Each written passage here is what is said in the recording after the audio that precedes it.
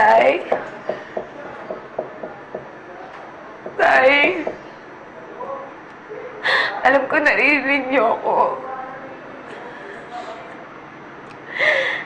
Please, bubuksan niyo naman ako. Tay?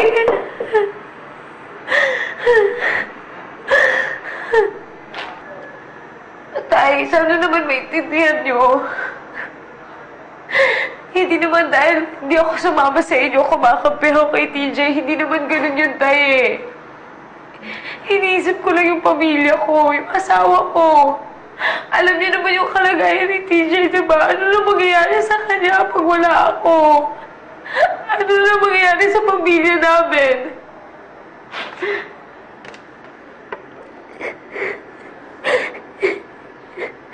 Tay?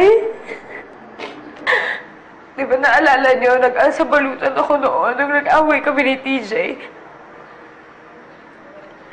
Pinagalitan niyo ako. Sabi niyo sa akin, kahit anong away namin mag-asawa, kailangan harapin namin yung problema. Dahil wala na pong problema, hindi naayos, diba? Naalala niyo ba yun, Tay? Mali-malikan mo. Ano mang pag-aawa niya ninyong mag-asawa, huwag naman agad-agad mag-asabalutan ka. Pag-uusapan ninyo para masolusyonan. Ang payo ko sa'yo, bumalik ka sa asawa mo.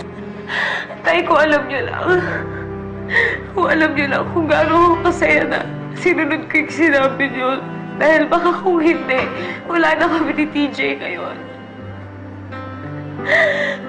Kaya Tay, nandito ako sa'yo. Nandito ako. Sumusuyo lang ako sa'yo. Kasi ayoko mag-aaway tayong dalawa. Tay, please, magbuksan niyo naman ako ng pinto. Tay, please. Please, Tay.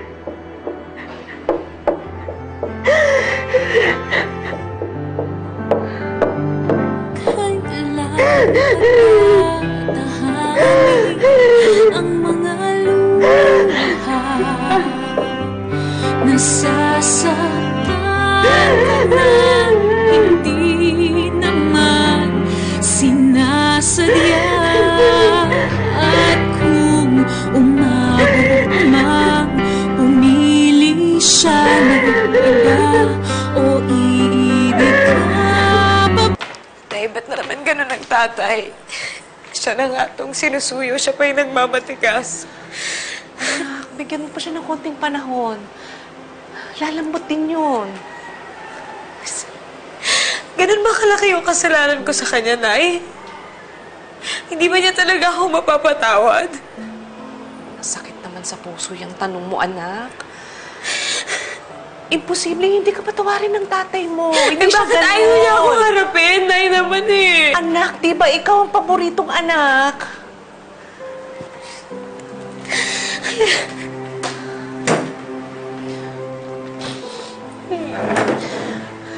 Anak, minsan lang masaktan ng tatay mo. At kapag nangyari yun, talagang hidibdibin niya yun. Tago sa buto. Lalo na ngayon lang kayo nagkasakitan ng loob. Anak, naniniwala ako, lilipas din yan, na matatauhan ng tatay mo. Matitiis ka ba nun? Ikaw pa?